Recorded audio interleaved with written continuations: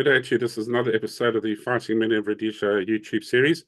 We're continuing with Sergeant Rob Riddell of the SAS. Rob, welcome back to you. Hi, Tony. Thanks a lot. You're sweltering away there in the Cape, I believe, and it's a beautiful... the old northern Transvaal, Limpopo. It's Oh, 35 degrees at the moment. That's right. Good Lord. Sorry, yesterday I interviewed a guy from the Cape, so I get a bit mixed up. It's a beautiful sunny day today, but still chilly. To sort of pick up from where we were last time, there's just a question I'd like to ask you on the Chimoio raid. Were the American Huey helicopters, or what we call the Bells, were they functional in that raid, or was it only Alouettes? Yeah, it was only Alouettes, and a large percentage of them were apparently leased from South Africa. Yeah, I think it was somewhere in the region of 42 alloys, but I'm not too sure. Yes, but no, the Bells we only got, I think, beginning of 79. Right. I've got a photograph because I think you guys took off from Lake Alexander, just near Umtali on that raid, didn't you? And there's yeah, the heli-borne RLI troops, I think they took off from Lake Alexander. Yeah, I've got Remember, we were Paradex, so we took off from New Serum, but the timings were so precise that all the DACs dropped and the choppers came in. The timings were absolutely perfect. Because I've got a photograph of the choppers that landed there at Lake Alexander. It's very impressive. The story goes there was a police fisherman there with his mate fishing, and a helicopter landed, and the policeman said to him, I wouldn't stay here much later, or whatever, it's not safe. And the pilot said, not to worry, we've got a few buddies arriving. and 42 helicopters landed. So it was, phenomenal. Yeah. And I was having difficulty here on my side of the computer while you were talking about the raid in Chimoio, and I didn't sort of bring to mind some more questions that I wanted to ask you. What was your serious point of opposition in that battle during that day? To be perfectly honest, the most kills we got were the enemy running away from the airstrikes. We were towards the southeast, so they were running in that direction. The RLI guys were more western side. I believe they had a lot of action because they were in a bit of a sort of ridge line. Where we dropped, we were sort of lower. We dropped I was almost in a sort of a river line, but we were just on the campsite of that river. So as we landed, because as I said earlier, as we were in the air, there were hundreds of them running underneath us, running away and firing. But, discretion being the better part of valor. And they all took off. And when we hit the ground, immediately we just had contact as they sort of ran into us. And that was intermittent for about 3 hours while all the airstrikes went in. And then we proceeded to advance in extended line. And the place where you landed was obviously pre-selected, or was it up to commander on site's discretion? Yeah, no, that would have been planned long before by Norman Walsh and Brian Robinson. Mm. Their planning was absolutely meticulous. It was incredible. Mm. And of course, the professionalism of the pilots with all their time and distance and various speeds, how it all just clicked into place. Incredible. Yeah, right. They were phenomenal. I think we can leave that battle behind us. What is the next thing you'd like to share with us, Rob? December, just the month after Chimoio. Then I think a troop we deployed to Matabeleland, an off-tangent area, and we always based up at Dekka in the old SAP camp at Dekka, which was downriver from the Dekka drum, that beautiful fishing spot. Yeah. But it wasn't on the river. We were inland a few k's. And that was, we deployed there, and I then deployed a 4-man stick on an OP recce with Sergeant Frank Viviers onto the Zambian escarpment. So we would chop it in just over the river. As soon as a suitable landing spot was found at night, we were dropped at sort of last light. And we proceeded to approach the escarpment. I think it was about 25-kilometer march. I'm not too sure. I wish I had the maps, because for many years I even had the maps imprinted in my memory. We just were there so much. And we were as we were taught on basics when you're walking at night, you don't favor your strong leg, as it were. Instead of going right around a bush every time, you go left around a bush and then right around a bush. So it keeps you in a pretty straight line. And our friend Viviers, excellent guy, very good soldier, but a map reader of note. And on our way in, he would stop and the classic, put a poncho or a sleeping bag over your head, then with a very faint torch, double check where you are, time and distance. And he would even call troopies and ask their opinion. Do you think we are here? I mean, that was unheard of. But we approached, before first light, we approached the river on the southern side of the road. It's basically a track which goes along the whole Zambian side of the escarpment on the southern side. And there are villages, intermittent villages, all along these tracks. We crossed on this, we crossed the river in what probably in a few years' time would become an oxbow lake, but a very, very kink. We climbed there, and in the dark still, we had to silently creep through these village lines, heading due north, so right up to the escarpment, of course, trying to hide our spoor. I don't know how successful we would have been. We had heavy packs, we were wearing boots, so, you know, but the locals probably had no one to report to. But we climbed the escarpment, and I do recall on our left-hand side was a very, very steep re-entrant with a waterfall. And it was rainy season. And we climbed on the edge of the escarpment. We were exposed. It was now light, but it was so steep in some parts. Guy would climb up a piece of cliff face of rock. Two guys would shove his pack up, and the rest, we'd lower bits of paracord and pull up equipment. That's how steep it was. But, and I was a bit nervous because it's now light, and okay, the village was probably about half or a kilometer away, but you know, we up against the mountainside and against those granite rocks. But we managed it. We got up on the escarpment, then we headed east for a few Ks, and Frank took us down into almost a saddle, and we found an excellent OP position where we set up for, I think it was about a week. But it was rainy season, and I can remember we were digging moats around our little shelters, our little bivvies, and it just rained. It rained and rained and rained. But we spotted the camp. It was a zipper camp, which was denominated DK1. It's just to the sort of southeast of Samani mine, which was very active. RLI even did operations there. So for a week, and then Frank decided we wanted to climb down the escarpment to do a close-in recce.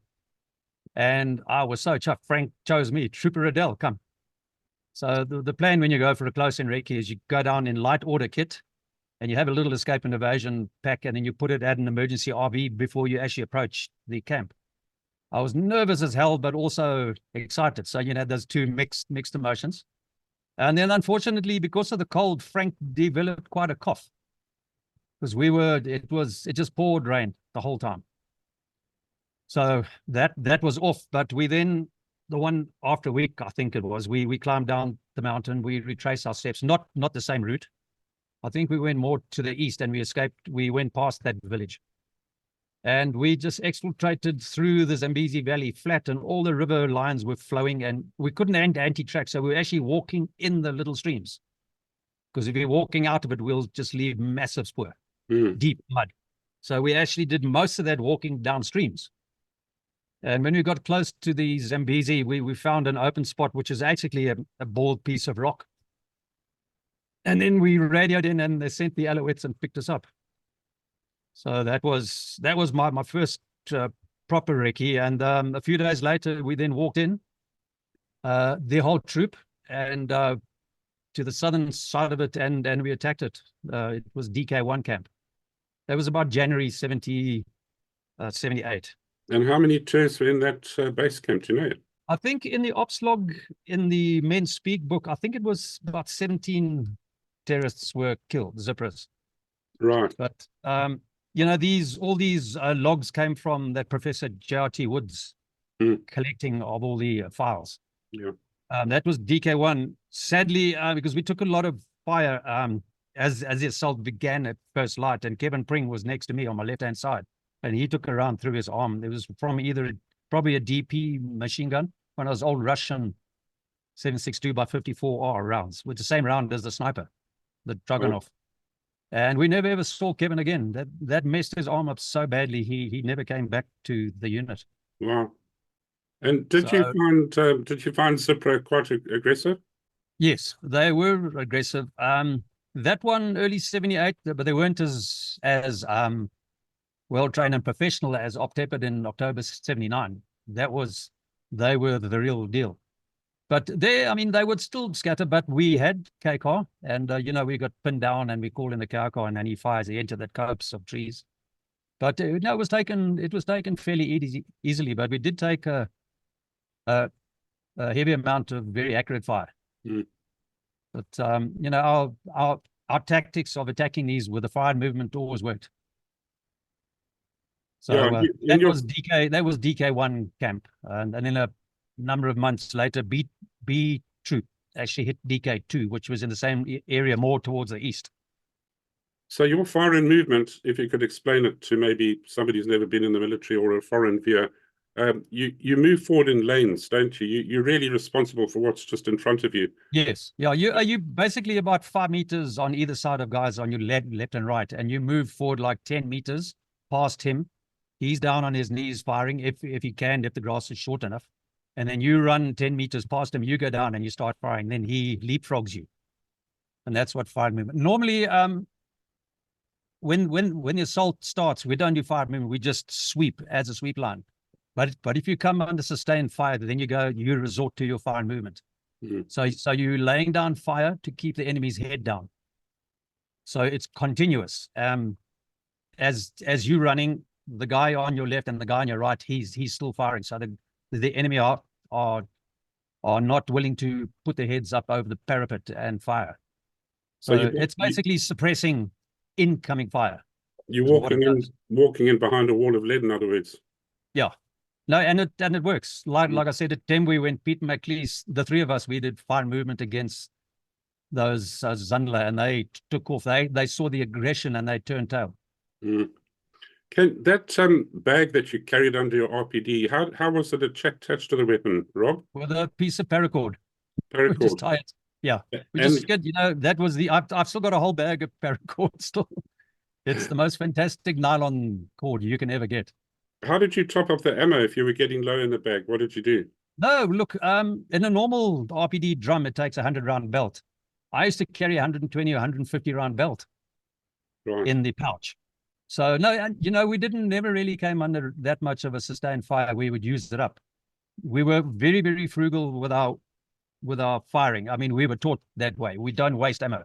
Mm. But the one thing about using RPDs, well, Pete McLeese liked an RPK, was the fact that in the camp, you could actually pick up their rounds and you could use their ammunition. Mm. But it was favorable. If we knew we were doing a camp attack, if we weren't taking an RPD, I would personally take an FN. Okay, it was heavier, but I was just looking up in my old training manuals now. There's not much difference between the weight of an FN and the weight of an AK with its 30-round magazine. But the AK is smaller and you've got 10 extra rounds. Yes, I embarrassingly thought that an FN was 24 pounds, but I looked it up after the interview and it was 8.5 to 9 pounds. So I was way out there. Yeah, well, that is the 24. You probably think about the MAG. No. In fact, the American M60, I think, was 24. I think the MAG was about 21, 22. Yeah, it was probably a machine gun. Yeah, but the American I've always remembered the M60 was heavier than our MAG. Were you guys ever involved in sinking any of the Zambian boats that operated along the shoreline? Yeah, at Kazangula, but I wasn't on that op. I was probably on a course. I mean, I did lots of our very first course. All of us did was basic and advanced signals, and then that particular one, Kazangula, I think that's when C Squadron was formed. I mean, they were formed the 5th of June, 78. That's when we became a regiment. And under Martin Pierce, then the guys were deployed. I think I was on Den's course because that's the time when Tony Lynch was killed on Kariba during an uplift from the lake. Hmm. But they used to have guys went and I think there were 2 attempts, if I'm not mistaken. One of the other troops, I think, hit it with recoilless rifles. They hit the ferry at Kazangula. The one, I believe, I wasn't on it, but I believe charges were laid on the hull. So divers would have placed it. But I'm not too sure about it if it wasn't in my squadron. And what about the speedboats that they had on the Zambian shoreline that they used to patrol and possibly even deploy tourists with? Did you ever sink any of those in the harbors on the shore of Kariba? No, that was mostly the police boats. I think they would have had encounters with them. We never really had them. I think a few of the B troop ops, when I joined, when I said I went with in that Sabre with to resupply canoes to B troop who were at Makuti. That was in December 76. I think they were going after crossings in dugouts and boats. I'm not too sure. But October, we finished our diving course in Simonstown in end of September 79. And we went to Kariba, and our OC then was Captain Bob Mackenzie. And Lieutenant Richdown and I had just come off diving course. So we went to Kariba and they said, right, we're going to be deployed into Sinazongwe Harbor to lay limpet mines on those boats. And we just came from 3 months in Falls Bay, the highest density of great whites in the world. But no one got touched. But we were now going to dive in Sinazongwe at night. And I would dive with a shark any day instead of a croc. Yeah. So we were nervous. That's a polite way of putting it. And then Bob actually cancelled it. He said, no, the danger of us being taken at night by crocs was too high. Jeez. So he actually cancelled it, which I was quite relieved. I wasn't looking forward to a night dive swimming into Sinazongwe with flat dogs all over. No. So that was, I was quite chuffed. So no, we didn't really come across them. And remember, the enemy, when they were wanted to avoid contact largely. They weren't keen. Even those raids, those big raids we did into Zambia. I think it was Makushi. We saw one MiG-21. He came up, he did a turn over the camp and he buzzed off. Maybe he was warned off by the hunters, because there was always hawk hunters up top with their sidewinders, and we just saw, that's the only time I ever saw was that one MiG-21. He came over very high, must have been 1,000 or 2,000 feet up. Jeez. That was probably, yeah, it was more than 1,000 feet up, and he did a U-turn and he just skedaddled. He didn't hang around. While we're on the Zambian side of things, can you tell us some other raids or things that you saw on that side, Rob? Yeah, okay. That first one, DK camp with Frank Viviers. And then 5th of June, we became a regiment and Captain Pierce took over our new squadron. And I tell you what, he was phenomenal. He was an excellent leader, led from the front. And the first thing we did, 0600 PT with him in front. Wow. And it was PT and then 6BX exercises, whether we were in the bush at Wanky or at Grand Reef or Matoko every morning, and sometimes in the afternoons as well. There would be PT, a run, 4, 5, 6, 7 Ks. That depend, and then a lot of that 6BX, which at the time was very, very popular. It came from the Canadian Air Force. You can even Google it. I actually Googled it a year ago, and you can still find it. And what did that involve? 6BX is basically a training regimen, squats and jumps and all that stuff. Planking. Well, it wasn't planking in those days, but that's modern now. But even my dad at home used to do 6BX every morning. Yeah, yeah. My uncle was a pilot. He used to do that. Yeah. This came from the Canadian Air Force. This one. But so Martin led us, and our very first op. After we'd only been formed on the 5th of June, and later that month we actually. I think we went to Kariba to do retraining. So we deployed 5 days later to Kariba, and we just did retraining, and there was all, shooting, driving, mortars and everything. And then from Kariba, because we did a lot of live firing, and we just waited for orders. And when orders came, we actually drove back to Salisbury and then up to Marymount, up Hurricane. And from Marymount, we deployed two sticks. Oh yeah, sorry. While we were at Kariba, we actually did training jumps as well. So that was, getting us. Captain Pierce was trying to get used to us and what we could or couldn't do.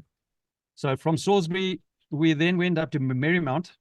That was in June of '78, and two sticks with Davis Sullivan and Corporal Steve Seward. We deployed across the cordon sanitaire into Mozambique along the Orange River. And we went looking for this camp, which they called Fence Camp.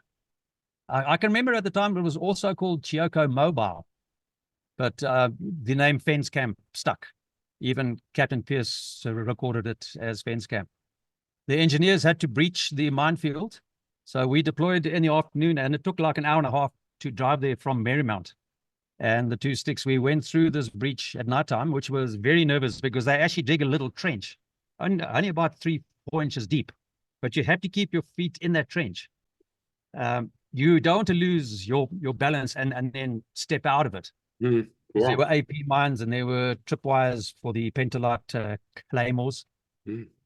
So that was very nervous. But we then split up and we approached. There was a night march and we marched in, and then we split up.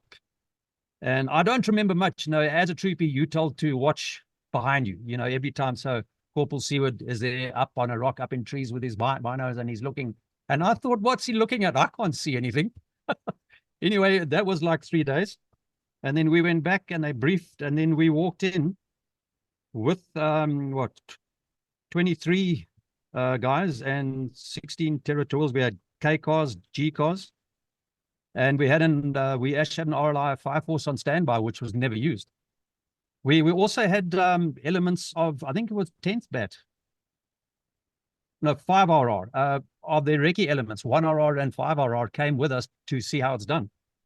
Wow. So that was also the same route we marched in. I can remember at midday we were holed up against the Hazoe in these nice big trees. And that night we approached, and it was freezing cold. We were right down on this dry riverbed. And the riverbed was only about 4 or 5 meters wide in this very, very steep ravine. And that's where we split up. And I was with the northern sticks. So we went to the northern side of the camp and we climbed almost a cliff through this thick, almost jungle with vines and everything. And I was carrying an RPD. And on that op, and Captain Pierce sort of stayed behind, and they attacked from the western side up a hill at the main HQ of this camp. I mean, as you know, it's not optimum to assault up a hill, but they had no choice. So by the time we'd climbed our piece on the northern side of this camp, which is basically villages with thatched huts, that's all it was. We came out of this thick river line and we waited for HR. And then the K cars, we waited for the K cars, they would initiate it. And we waited, and between us and the first huts was about 60 meters of an old millet or sorghum field. Very scratchy. There was no cover, but it was open. And there were a number of huts there. And there was no one around. We couldn't see anyone out of their huts yet. And then we heard the Alouette approaching. And of course they did too, and they all ran out of their huts, but they looked backwards towards the south. And that's when we started our advance. We didn't start shooting yet, but the Alouette was the first time the Alpha Fit was ever used. The Alpha Fit was the 4-barrel Browning that the Air Force had manufactured out of 4 Brownings. It was also called a Dalmatian. Dalmatian, yeah. And that thing opened up, and afterwards, Captain Pierce actually said, he says, when that K car opened up, he actually stopped in the assault line. They actually stopped and gawked upwards. They couldn't believe the sound coming out of the Alouette, out of the K car. so Captain Pierce says, geez, I even stopped. But then they looked up, they saw the chopper, and they turn around, and then they saw us, and that's when we started the assault. And during the 5 movement, I had a stoppage. So I went down, which is your normal procedure. You go down and you clear your stoppage. And the guys on either side of me thought I'd been hit. But it was just the stoppage from that climb through that heavy, almost jungle. That night, one of my rounds had been moved forward out of the belt. Right. See, that was one disadvantage by using a pouch as opposed to the drum. The drum, yeah. You've got a little bit more belt that's exposed. But I mean, we were so well trained. I cleared that stoppage in a flash and a blur, and then we just carried on. But it was very eventful, very eventful. Those 5RR guys got pinned down, and it was all ravines. It was steep hillsides and ravines, and we'd finished the camp attack. We were sitting making a brew, waiting for the choppers, and next minute, there's a contact. It was like in an amphitheater. We watched the whole contact down underneath us. These 5RR guys were pinned down. So a stick of 4 guys, and 3 of them were Brits, and I think Tony Johnson was the Rhodesian guy. And we watched them, how they skirmished up this steep hill, past the 5RR guys.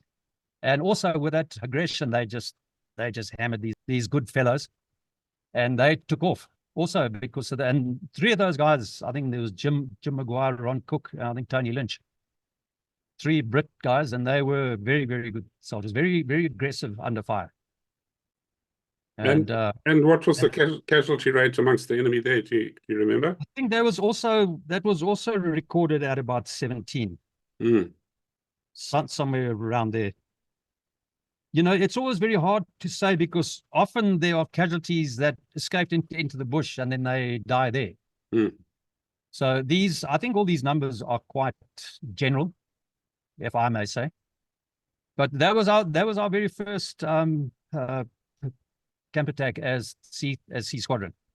What was your MO with weapons and ammunition that you found? Did you destroy it or did you keep them? Or yeah, no, that was normally destroyed. Look, we were picked up by allies, and if we needed stuff, like at Chimoio, we recovered all the 12.7 anti-aircraft, the DSHKs. Those we drove around in that Peugeot pickup, and we just loaded as much as that. The one picture I sent you, that's the double barrel 37mm.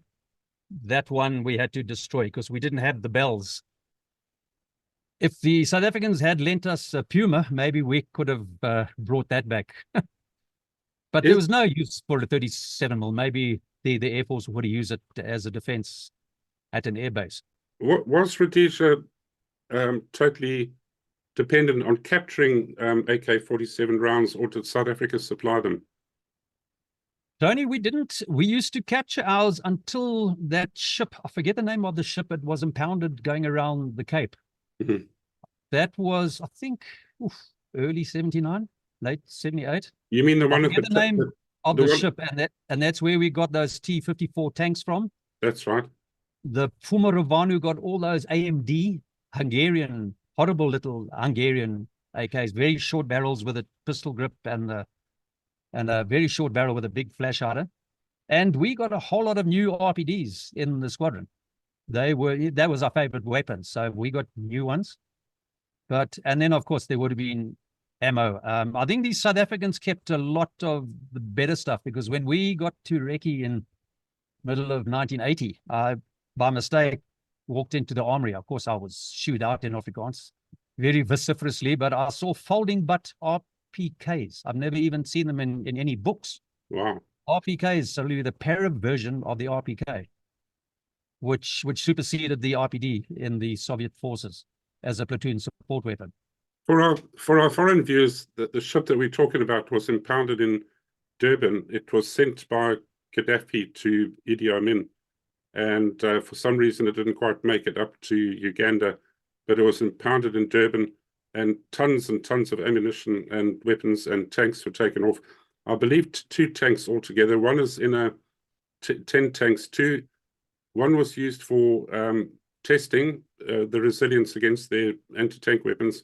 Another one is in the museum to this day, and 8 went to Rhodesia with loads of ammo, which became our 4th infantry division or mechanized division of it, plus our armored cars became our tank corps, really. So it was a good catch for us, I reckon. Yeah, they were very generous. So we got those, but before 79 though, we used to capture cases and cases and cases of ammo, which were brought back. I think if the camps were very close to the border, like I saw one a bit earlier, Masasa Enterprises have got all these videos. It looked like RLI, but they drove over to the camp in 25 Unimogs, and they loaded up all just cases and cases of RPG-7 rockets and ammunition and all sorts of stuff. But I did read, or was it in one of our interviews, where there was an ammo dump, I think it was northeast of Livingston. And it was a big a circular hole in the ground that had literally hundreds and hundreds and hundreds of tons of ammo in it. And the bang when it went off could be heard in Wanky. I'm trying to think. Are you not talking about, it's 1974. It's called the Big Bang, that operation. That's, it could well Chris be. Schulenberg, I think that's where he got his citation for his Silver Cross. Yeah. Was the Big Bang. I think that's it, yeah. And then Lieutenant Colonel Garth Barrett, I think he was a lieutenant then on that op. Mm. Yeah, that was 1974. In fact, when was it? In October 7? Yeah, that was October 74. Jeez. Pity it couldn't be shipped inland to Rhodesia, hey? Yeah, we just didn't have the means to recover these things. Mm. Yeah, it was on the 3rd of October. So, yeah, I know Garth Barrett was a captain then. Right, crumbs. So yeah. It's, no, that's called the Big Bang. I mean, that was, but then from 1974 till 1976, Op Marden, September, October, November, it was very quiet. It was all just interdiction, I believe. I mean, I was still at school when Op Marden was going on. There was that vehicle-borne operation north of Mokumbura there. They hit Nura, Genta, and Sigurenza camps. But there's a lot of that the guys had written about stories and the mortar attacking it. And we had artillery. We had everyone there on that op. I mean, I was at school. I've still got the newspaper in my map drawers. You know, you're a schoolboy reading these things. You're just salivating. You just can't wait for the year to pass. Yeah. Yeah. Gee. But that was it. No, but then we went, after that, then we actually moved on. I think then we went to Kariba. After that again, because then C Squadron, we deployed mostly to Zambia. You know, that became our sort of main area. But we did go back to Op Thrasher and Repulse. And the only time we went into Hurricane again was on camp attacks. So C Squadron were mostly based in Tangent, operating into Zambia. And is that where I do recall the one op, I can't even remember when it was, but I think it was with C Squadron. We deployed on a parajump. It could have been between January to June 78, full paradax, and we flew northeast towards Tet. And we had to abandon the op. There was a total whiteout of the horizon. The pilots couldn't see, even us looking through the sort of starboard windows. You're just we couldn't even discern between ground and air. There's so many bushfires that because of that, they abandoned that op. But I don't even know where the objective was. But I know it was quite a long way in. It was probably north of Cabora Bassa. And were you involved in any of the bridge dropping exercises there? Yes, we did a lot in 79. We did lots of those. I think it was Op Paladin. That was October 79. I just got back from 3 months in Cape Town, so I'd been desensitized. I'd been driving around at night and bars and misbehaving at University of Cape Town. And all the Rhodesians paid for their sins after we left. They all got expelled from the one. We were very, very high-spirited there. But I got back and we deployed from right up in the northeast of Rhodesia, Kotwa. I think it was Kotwa. They had a tar runway there. We actually deployed, I don't know how many decks it was, but there were 3 railway bridges north of Tet, Moatis. Tet is on the southern bank of the Zambezi, Moatis is on the northern bank, and it was way north of that. I don't know, 80, 100 Ks up. The railway went in a big loop on its way to Malawi. So we dropped in there. So we para-dropped to take out any opposition. Luckily, they were just militia. And they took off as soon as they saw the DAX. And it was my first jump because the bells had arrived. And when the bells arrived, we just hardly ever jumped anymore. We just used those Hueys. But it was my first jump, and since getting back, and I I was so nervous the night before because I'd been desensitized. I'd been out of the operational area for 3 months. Yeah. And I was lying there the previous night shaking like a leaf, but it's just that you just get desensitized. And the next morning when we jumped and I went to ground very fast, I had a BP, which is a blown periphery. That's when the edge of your canopy gets inverted into rigging lines. And I came down so fast and I hit the ground. Luckily, I still adopted the position. I didn't break any bones, but my mouth was full of, it felt like sand. All my teeth were chipped. So obviously my mouth was open when I hit the ground and it chipped all my teeth. And I just had this like sand in my mouth. But, good grief. there were 3 bridges. My bridge, I've got a lot of photographs of it because can you believe it? The interim came to us and gave us cameras, black and white film, and they said, take photographs. It's the one and only time we're allowed to take photographs. We weren't allowed to have cameras, so everyone used to sneak cameras around and hide them in your webbing and in your shirt, which is quite a loss. What was the purpose of blowing those bridges up when they seem to be so far from any sort of lines of communication right up north of Tet and even further north than that? Well, it's basically to stop them moving all their hardware down. Without move it by train, because before C Squadron A Troop and B Troop were deployed to Gaza in 78, Op Hurricane had been virtually closed down, and all the attacks, Neurogenta, Sigurenza, then the attacks on Chimoio and Chenanda Crossroads, that was all done before I joined.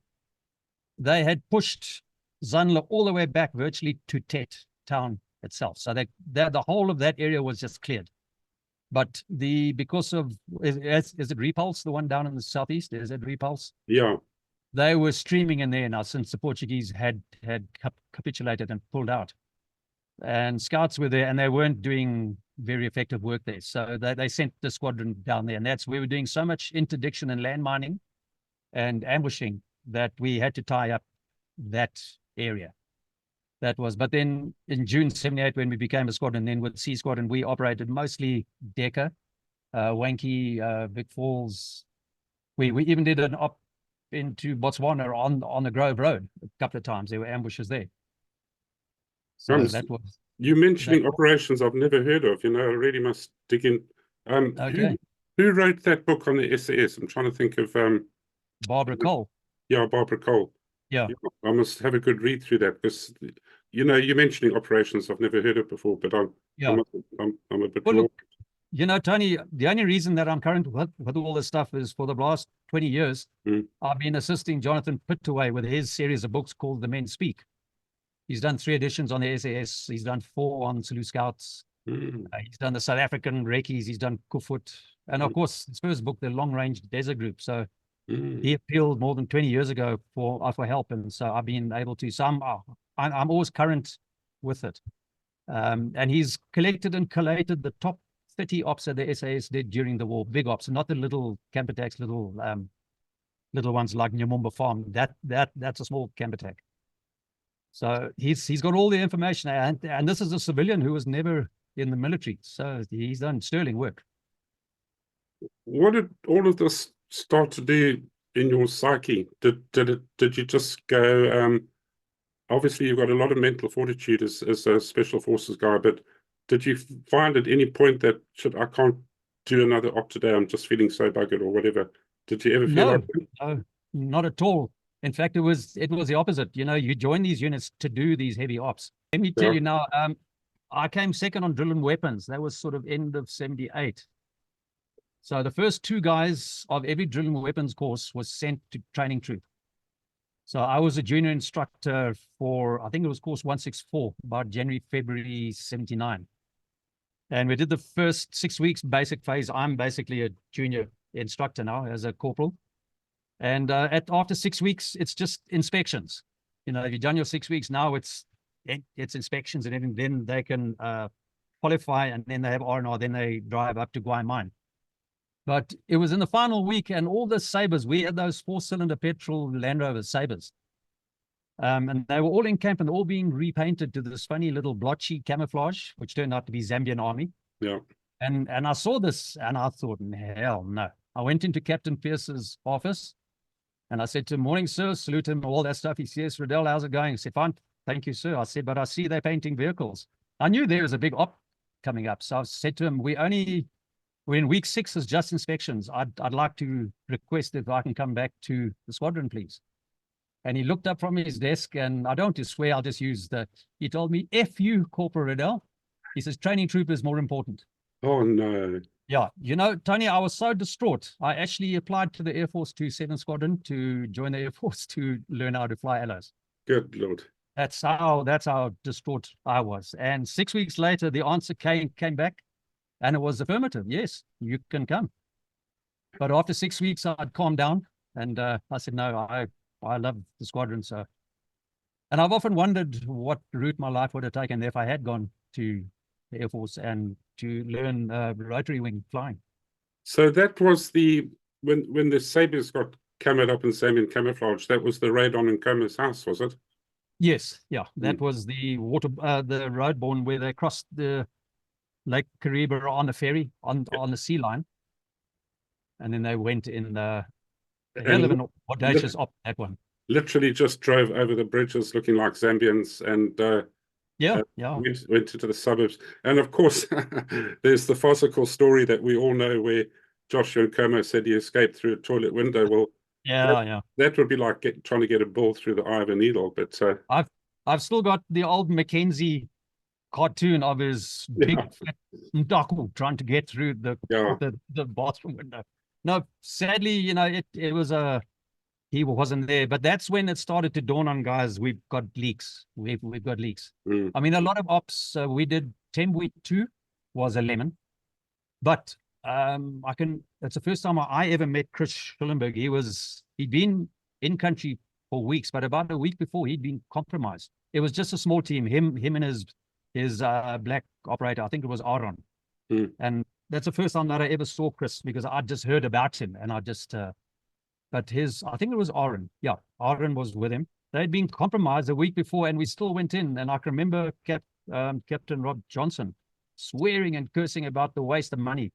He was saying, it's costing us $1 million a day to this war, and we come in on this op, but you were already compromised. So Captain Johnson was not happy.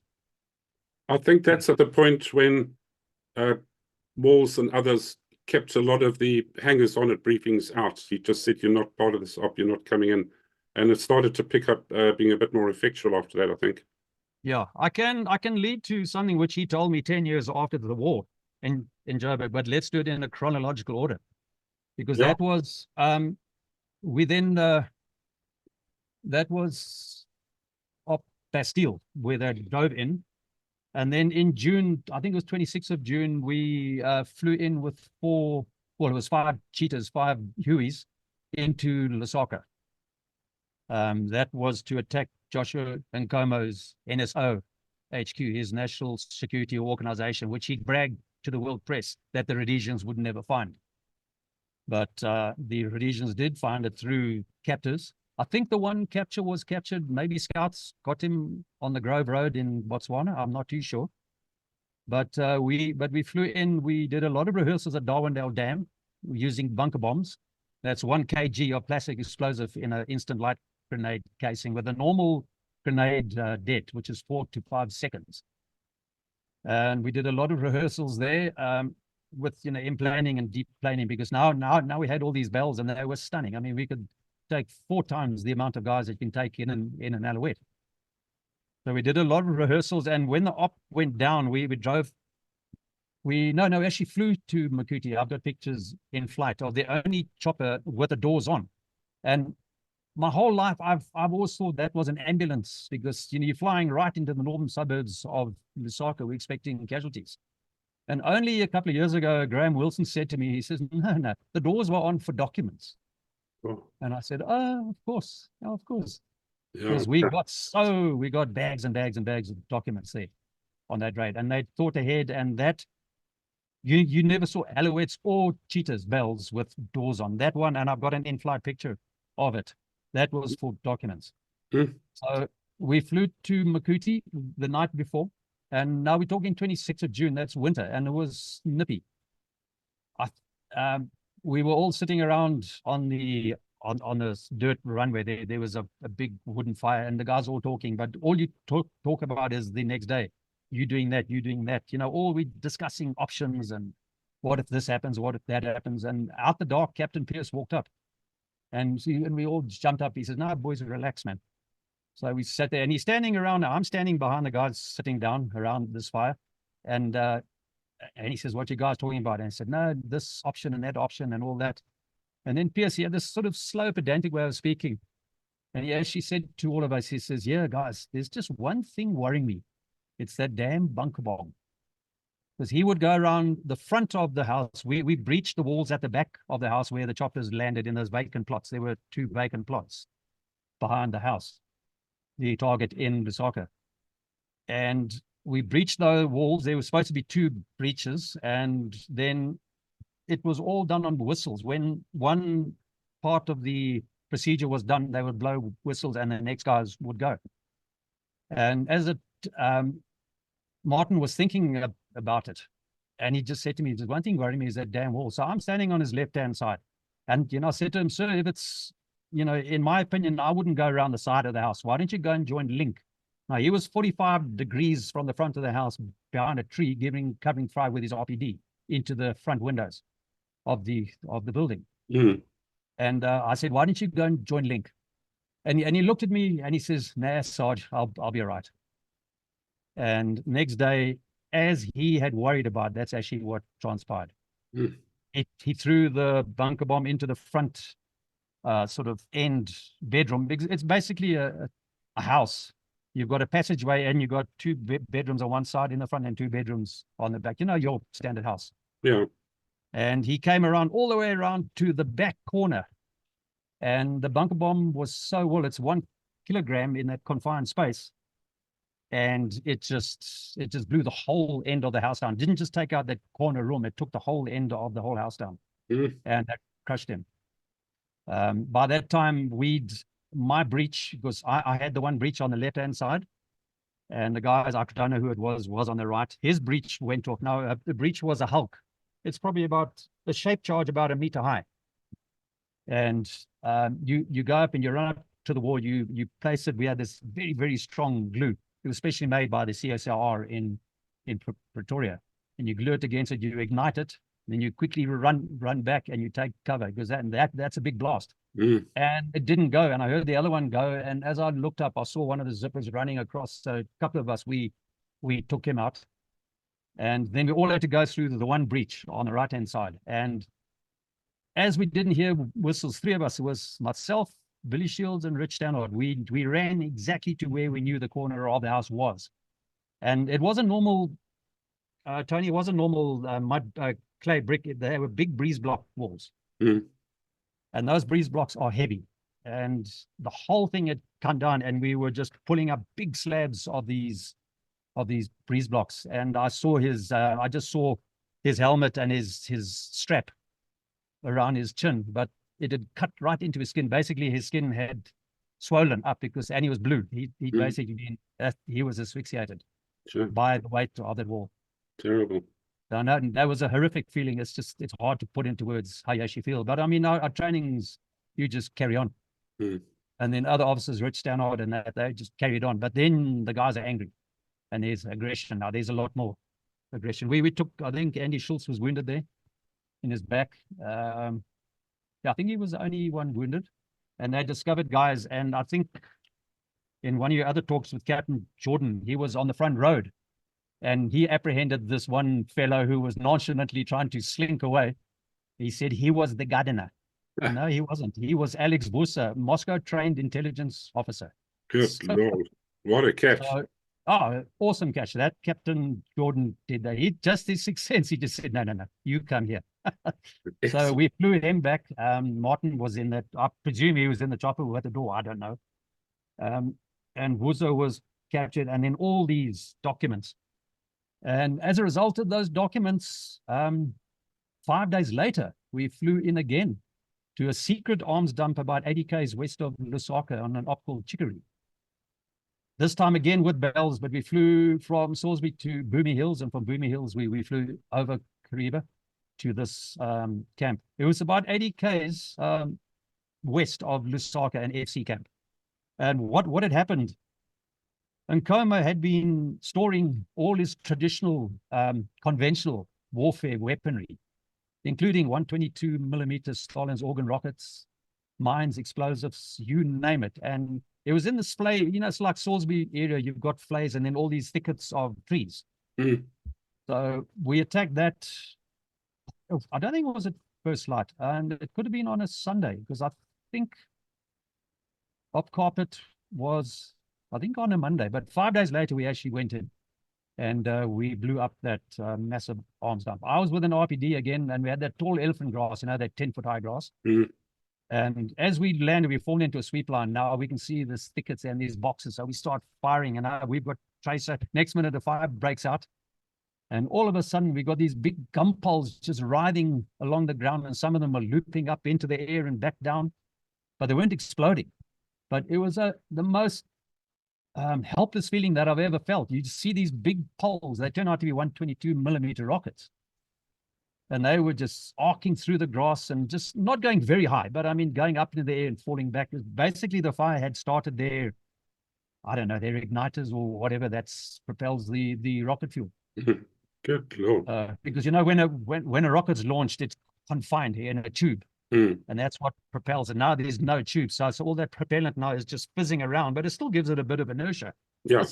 It was a horrible feeling, but no, the guy split up, and it was all these little tracks going into these copses, offloading, and I was a bit disappointed. I was qualified in DEMS, but I'm as guard the one.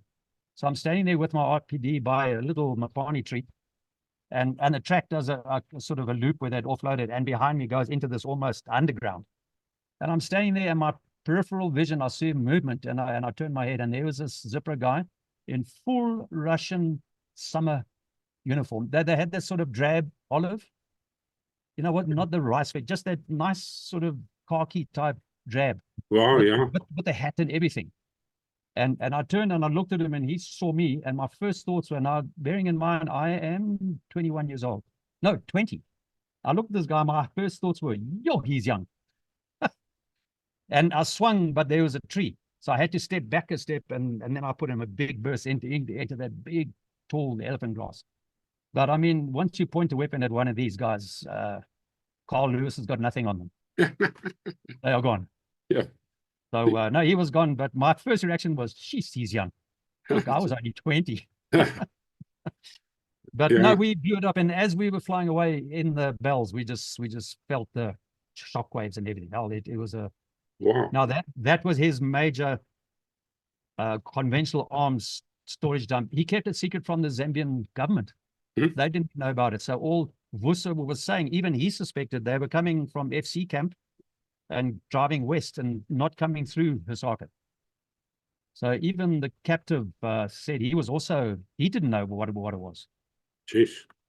So obviously with his int and the Air Force photo interpretation, I mean, those guys were world class. And then we hit it just 5 days later. So a lot of success tinged with... That was Op Carpet, and it was, you know, after I think we flew out at about 4 o'clock in the morning. Remember, it's winter time, so sun-up's only just after 6. And we were late hitting the target, I believe. I think the pilots, it was time and distance, no moon. We had to fly due north from Kariba over the Great East Road up the escarpment, and then back to approach from the FC camp, because Air Force had put in the diversionary airstrike on FC camp. So as we came in, I seem to think, you know, I can't be sure. I've even checked in Peter Bauer's book on the Air Force. The bell I was in was piloted by Dick Paxton, that very famous pilot. And I can remember we came into Lusaka. It seemed to be rush hour because the roads were just full of cars. And we got to this intersection, quite a busy one, and the bells were hovering. We were sort of heading southeast into, Goma Township or Doma or something like Goma, I'm thinking. Anyway, it's a similar name. And the pilots weren't too sure. And it looked to me as if the pilots were hovering and looking at the street signs. That was what I thought at the time. Are they reading the street names just to orientate themselves? And while we were hovering there, because we didn't black up, we were wearing Rhodesian camo, and you got all white skin, and a lot of the cars underneath were all waving, hello. And we waving back at them. Amazing. So we're white. We had no black is beautiful, but it was amazing that they were waving.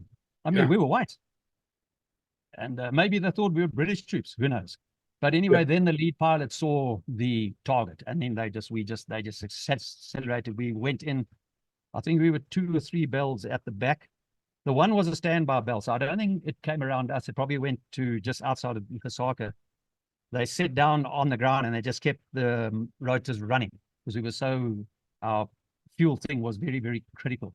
So, but they deployed us, and as we came down, it was very different to the briefing. The wall was higher. There were guards outside in that empty plot. In fact, the one underneath us, he had a DP machine gun, and he let rip. And the starboard side canopy above the pilot, where it curves, that round went through there. But we took them out. And Dick Paxton was flying it. He was actually trying to hit him with a left-hand skid.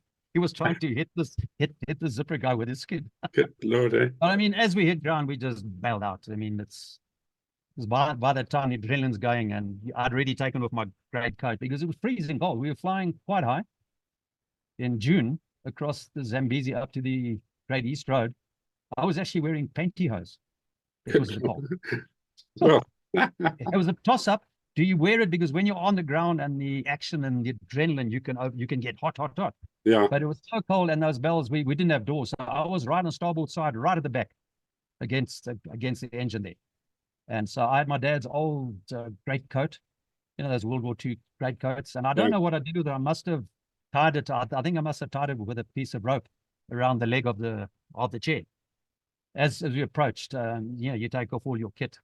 But I do remember saying no, and I put on those pantyhose, and I tell you what, it worked. Fantastic. Yeah. It worked for the cold. That extra layer is amazing, isn't it?